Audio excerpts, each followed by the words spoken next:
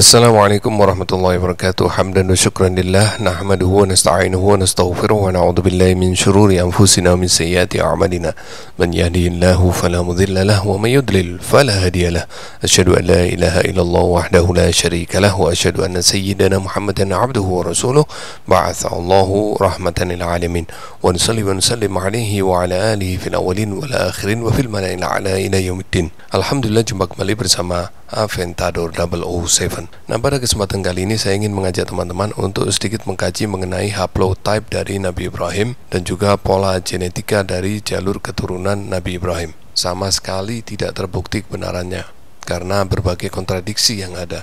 Dunia sosmed dan internet mengamplifikasi mitos ini sehingga mendunia. Beberapa alasan untuk menolak teori ini adalah belum ada penelitian ilmiah yang mengkonfirmasi pola genetika keturunan Nabi Ibrahim itu seperti apa. Mitos ini dipopulerkan oleh sebagian penggiat dan peminat androgenetika kelompok tertentu dan difasilitasi oleh sebuah perusahaan atau laboratorium DNA yaitu Family Tree DNA. Analisa DNA menunjukkan haplotype JFGJ 8712 yang dianggap pola genetika jalur Ibrahimi itu baru berumur 3100 tahun. Hal ini sama sekali tidak masuk akal dan mengandung kesalahan yang fatal karena Nabi Ibrahim alaihissalam itu hidup jauh sebelum itu. 3100 tahun lalu itu sekitar masa Nabi Allah Daud alaihissalam, dan jarak antara Nabi Ibrahim dan Nabi Daud sendiri kemungkinan besar lebih dari 1000 tahun. Ya. Kalau benar JFGJ 8712 ini adalah haplotype Ibrahimi, mengapa hampir tidak ada orang Yahudi Bani Israel yang berada di bawahnya? Kalau kita lihat filogenetik, isinya tidak lebih dari 5 orang Yahudi Askenazi yang berasal dari Eropa Timur, dan sama sekali bukan dari jalur yang kuat nasabnya, karena bukan dari kelompok Levi, apalagi Kohenim, yang merupakan kelompok Yahudi yang statusnya diturunkan secara paternalistik karena menempati posisi keagamaan. Agama Samawi mempercayai bahwa Ismail dan Ishak adalah keturunan Nabi Ibrahim, sehingga keturunannya pun seharusnya bermuara ke leluhur yang sama. Kemudian kelompok Yahudi Bani Israel yang seharusnya berada di bawah filogeni JFGJ 8712 ternyata tersebar di berbagai haplogrup lain dan tidak ada yang berada di bawah JFGJ 8712, termasuk para Kohenim. Penelitian terhadap keberagaman kelompok Yahudi ini sudah dilakukan secara serius dan dikonfirmasikan oleh para saintis, sehingga analisanya lebih kuat. Sebagian argumen bahwa sebenarnya banyak dari mereka tidak mempunyai leluhur yang sama karena sebagian adalah para convert atau kalau di Islam istilahnya mu'alaf yang berasal dari bangsa lain.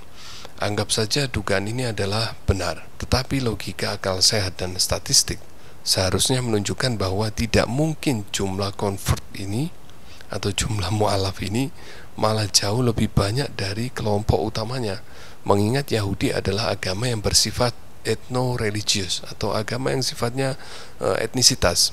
Perlu diketahui juga bahwa tidak mudah bagi wanita Yahudi untuk menikah dengan orang yang bukan Yahudi sampai masa kejatuhan kuil mereka di tangan Romawi di abad pertama Masehi. Untuk menjaga kemurnian mereka, para Kohenim bahkan tidak boleh menikah dengan convert atau mu'alaf dan juga janda. Ada 2 kelompok Yahudi Kohenim yang dipercaya sebagai keturunan Bani Israel yang asli karena sejarah mereka yang begitu lama dan terjaga, yaitu para Yahudi Kohenim yang di Pulau Jerba, yaitu di Tunisia, dan Yahudi Isfahan. Mereka hijrah ke tempat itu setelah masa Nebukadnezar, yaitu Raja Babilonia yang menghancurkan Yerusalem pada 585 tahun sebelum Masehi. Jadi mereka sudah berada di sana lebih dari 2600 tahun. Beberapa tafsir Al-Quran secara implisit menyebutkan masa kehinaan dan kemiskinan mereka setelah Yerusalem dihancurkan oleh penguasa Babilonia ini. Dari beberapa sampel genetika, para Yahudi Jerba ini berada di cluster ini. Kita lihat ini semua adalah Yahudi Jerba. Kalau kita menggunakan analisa DNA, maka kelompok di atas akan bertemu dengan kelompok yang dianggap Ibrahimi tersebut sekitar 31.600 tahun lalu. Apakah ini masuk akal? Sementara yang di Isfahan berada di sini. Nah, kalau kita gunakan analisa umur berbasis DNA, maka JFGJ 8712 dengan kelompok di atas yang berbeda haplogrupnya, ini merupakan leluhur yang hidup sekitar 47.200 tahun lalu. Masuk akalkah? Nah, lalu Nabi Ibrahimnya mana? Nah, kemudian kasus JFGJ 10500 pada dasarnya mempunyai masalah yang sama. Haplotype yang dianggap SNP keturunan Imam Ali bin Abi Thalib bermuara ke JL859. Analisa umur juga menunjukkan umur JL859 ini terlalu muda untuk bisa menjadi Quraisy. Belum lagi hampir tidak ada ratusan orang-orang yang mempunyai heritage sebagai Quraisy dan sudah melakukan tes DNA yang mempunyai SNP ini. Hanya ditemui di beberapa orang yang mengaku sebagai Bani Makhzum, sementara yang lain tidak ada. Bahkan tidak ada satupun dari orang yang konon mempunyai nasab Bani Abbas yang berada di bawah haplogrup ini. Kemudian sampel-sampel yang tidak representatif, karena banyak sekali kelompok Sada yang tidak terwakili. Salah satu kelompok Sada terbesar yaitu Sada Oraidiyah misalnya, hampir dibilang tidak ada. Belum lagi berbagai kelompok Sada Ashraf lainnya. Selanjutnya banyak sekali para Sada yang berasal dari kelompok yang nasabnya sangat jelas. Jumlahnya dan hasilnya tidak sama dengan kelompok JFGC 10500 ini. Kemungkinan besar jumlah mereka jauh melebihi kelompok JFGC 10500. Hanya saja datanya tidak diketahui karena berbagai alasan termasuk persekusi nasab. Nah, untuk mempercayai semua hal di atas, maka konsekuensinya adalah ajaran keagamaan kita sebagai muslim dan berbagai fakta sejarah yang sudah baku harus diubah semuanya. Misalnya, keturunan Ismail dan keturunan Yakub tidak mempunyai leluhur yang sama. Suku Quraisy tidak ada hubungannya dengan Nabi Muhammad SAW.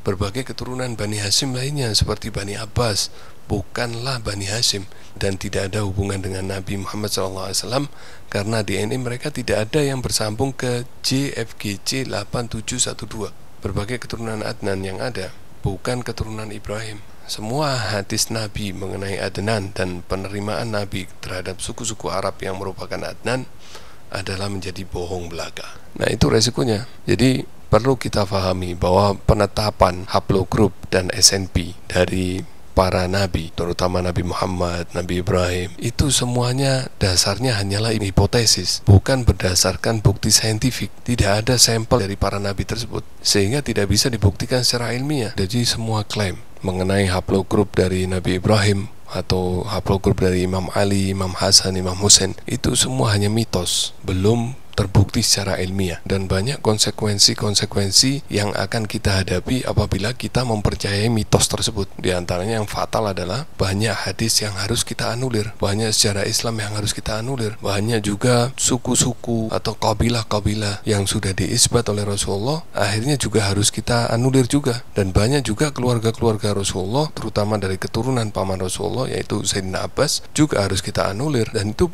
termasuk juga suku Quraisy akhirnya tidak terbukti secara DNA sebagai suku dari Rasulullah karena keberadaan suku Quraisy justru jauh setelah Rasulullah lahir. Wah, banyak sekali akan terjadi perombakan besar-besaran di dalam agama ini. Bukan hanya di dalam agama Islam, di dalam agama Yahudi pun juga terjadi perombakan besar-besaran hanya gara-gara hipotesis yang dianggap sebagai sebuah kepastian. Oke, itu yang bisa saya sampaikan pada kesempatan kali ini. Wabillahi taufiq wal hidayah wal afu minkum. Wassalamualaikum warahmatullahi wabarakatuh.